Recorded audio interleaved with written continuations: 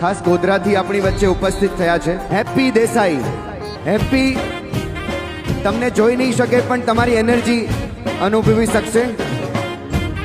જોરદાર તાળીઓ સાથે હેપી દેસાઈ.